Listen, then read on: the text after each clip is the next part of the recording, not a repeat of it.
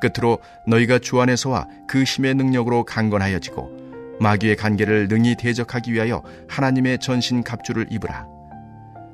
우리의 씨름은 혈과 육을 상대하는 것이 아니요 통치자들과 권세들과 이 어둠의 세상 주관자들과 하늘에 있는 악의 영들을 상대함이라. 아멘.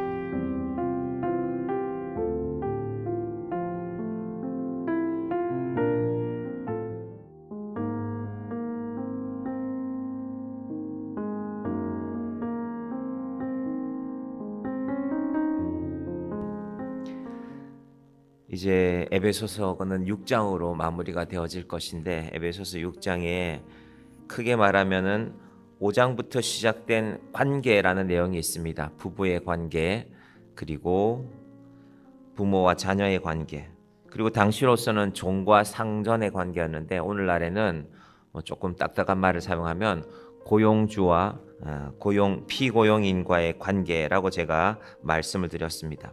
이 죄라는 것이 무엇이냐면요, 관계의 단절입니다. 10계명이 전부 10개의 약속들로 되어져 있는데 왜 그 10계명이 존재하는가? 첫 번째부터 네 번째 계명은 하나님과의 관계가 단절되면 안 되기 때문에 하나님과의 관계를 이렇게 지켜라. 너는 나 외에는 다른 신들을 섬기지 말라로 시작되는 것이죠. 그리고 사람과 사람의 관계, 그중 첫 번째가 부모와 자녀의 관계, 에베소서도 마찬가지였죠. 부부의 관계, 부모의 자녀의 관계가 나오는데, 구원이라는 것은 하나님과 우리의 단절된 관계가 회복되어지고, 그리고 이 땅에서 우리가 믿음으로 산다는 것은 사람과 사람 사이의 관계가 회복되어지는 것이 포함되어져 있습니다.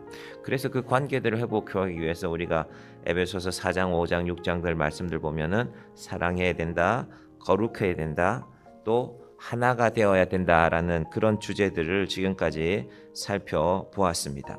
그런데 이 관계 회복을 싫어하는 존재가 있는데 바로 사탄입니다. 그래서 11절에 마귀의 간계를 능히 대적하기 위하여, 사단의 사명이 관계를 깨뜨리는 것입니다.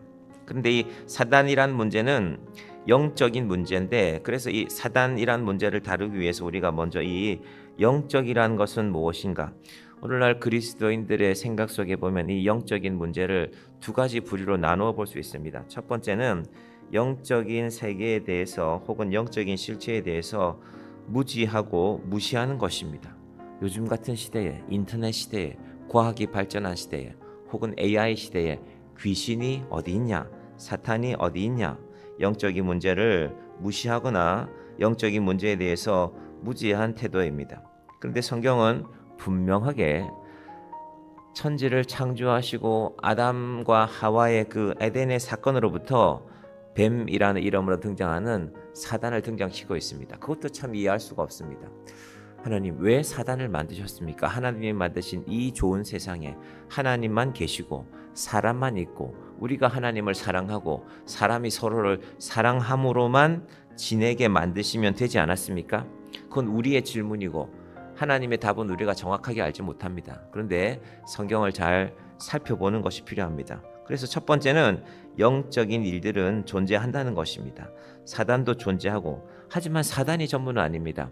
영적인 것을 무지하는 것도 어리석은 일이지만 모든 일들을 영적인 것으로, 컵을 들다가 본인의 손에 힘이 없어서 아니면 물기가 있어서 미끄러져서 컵이 떨어진 것인데 이 악한 것이 존재하는구나, 악한 영이 아침부터 나를 이렇게 물컵 하나 쥐는 것도 방해하는구나, 혹은 자기가 버스 시간에 늦어놓고는 버스를 놓치면 이 악한 영이 내가 출근하는 것도 방해하는구나.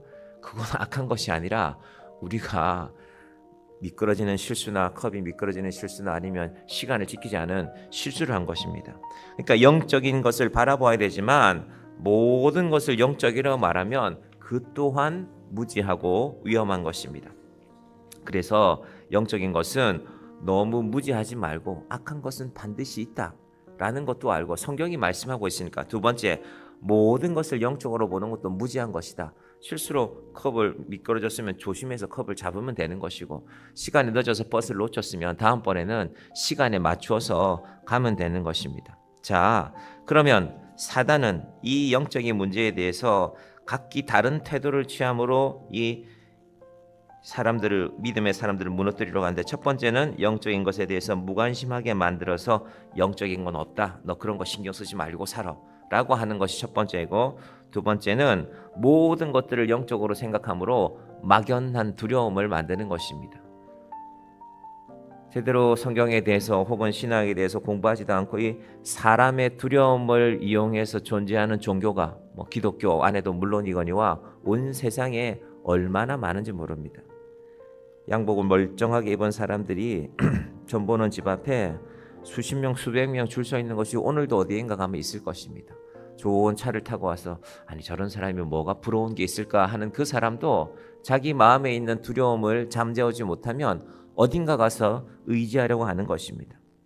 이 영적인 세계에 대해서 우리가 인식했다면 우리는 하나님께서 이 문제를 어떻게 바라보시는지를 깨달아야 됩니다. 자, 영적인 세계에 대해서 특별히 잘 인식하고 있는 사람들이 있는데 이 세상에는 그들이 바로 유대인입니다. 유대인은 창세기 1장 1절을 이렇게 해석합니다. 하나님이 태초에 천지를 창조하셨다.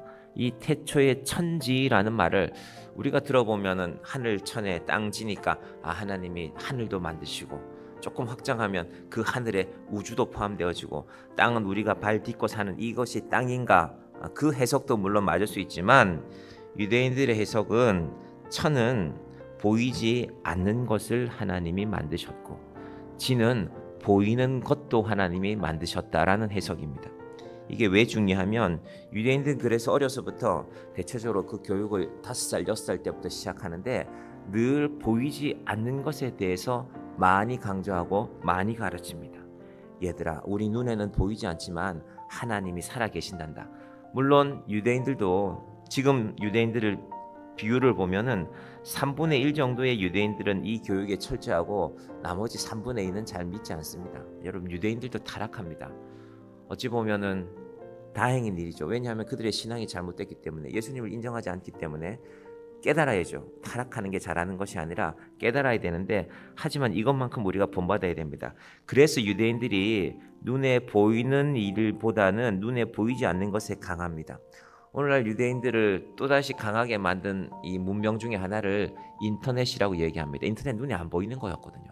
아니, 전파가 흘러서 말이야, 선이 없는데 우리 와이파이라는 거 선 없잖아요. 그런데 어디 가서는 요즘 우리가 와이파이를 샀잖아요. 그 개념을 정리한 사람들도 유대인들입니다.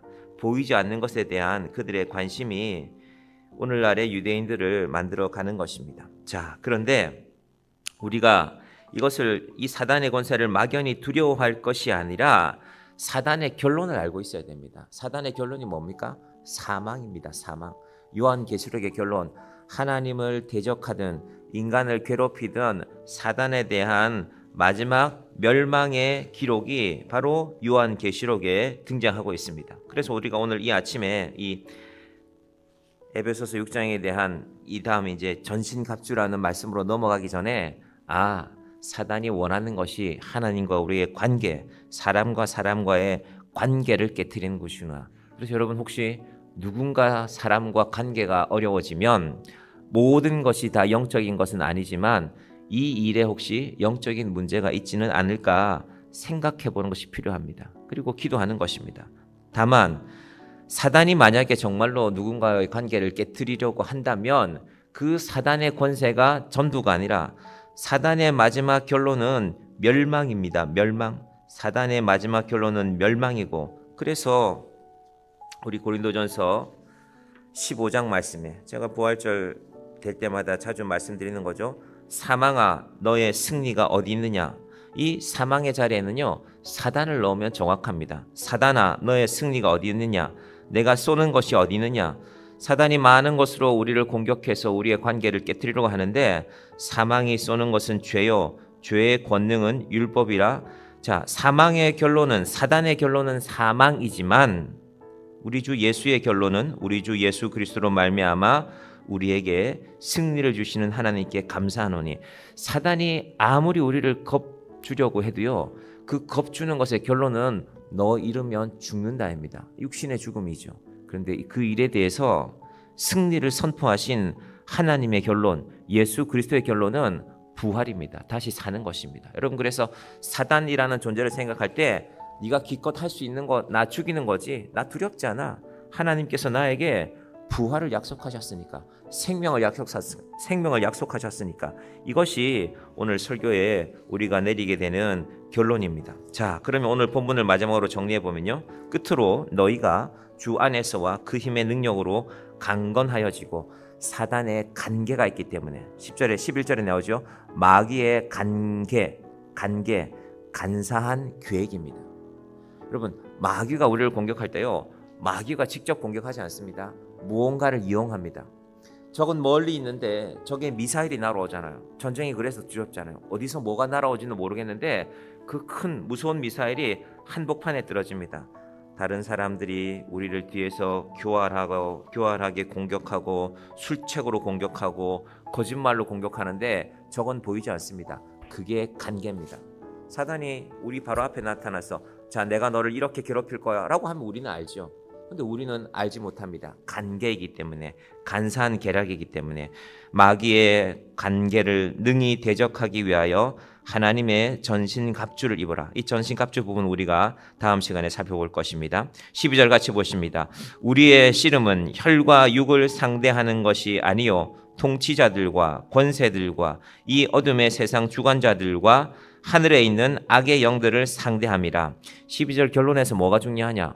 우리의 싸울 대상은 따로 있는데 우리는 그 대상은 볼 수도 못하고 보지도 못하고 혈과 육을, 내 혈기를 이기지 못해서, 내 분노를 이기지 못해서 사도 바울이 에베소 교회를 생각해 보니까 너희가 그렇게 살고 있구나 라는 말씀을 오늘 10절, 11절, 12절, 근데 제가 이 배경을 설명드리기 위해서 사단이라는 존재, 영적인 존재와 그리고 사단의 결론인 사망과 그 사망 권세를 이기시는 우리 주 예수 그리스도의 능력, 부활에 관하여 오늘 말씀드리신 것입니다. 하나님께서 우리 교회 안에도 많지 않은 사람들인 것 같지만 각자의 관계가 있습니다.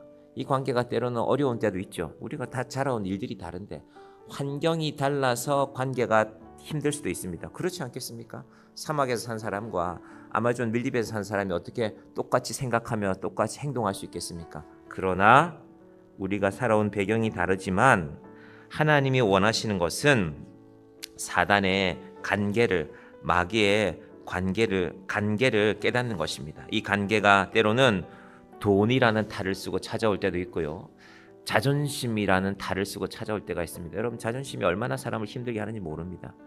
네가 나를 자존심 상하게 해? 라는 것이 평생 가는 것입니다. 나 그거 잊을 수 없다.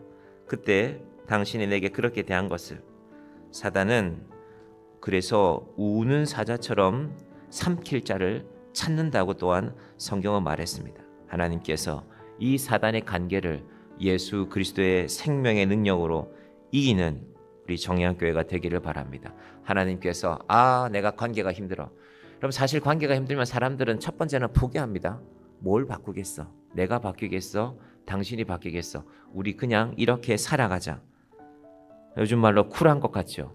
성경이 말하는 것은 아닙니다. 사단의 간계를 먼저 확인하라는 것입니다.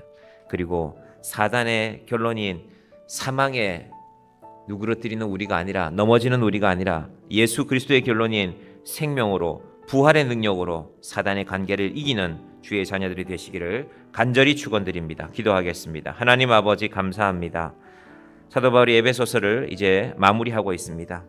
관계의 중요성을 말하고 있습니다.